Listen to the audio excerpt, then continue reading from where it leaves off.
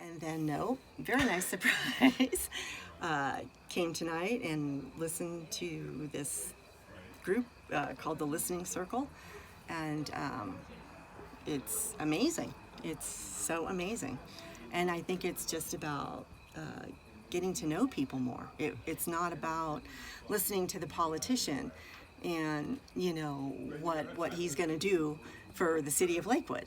It's just listening to everybody in general. So what allowed me to get to know my neighbors a little bit better is starting off with a really short, small group experience where you got to talk a little bit more in depth with the people in your group and learn what brought them to the area, what some of their concerns were. And then it opened up into a bigger group, and the facilitators prompted by asking questions.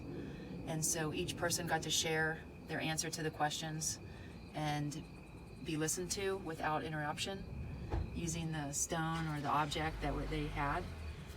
And so it was just because we were all got an opportunity to talk by virtue of getting past the stone or the object, then we also had that same opportunity to listen.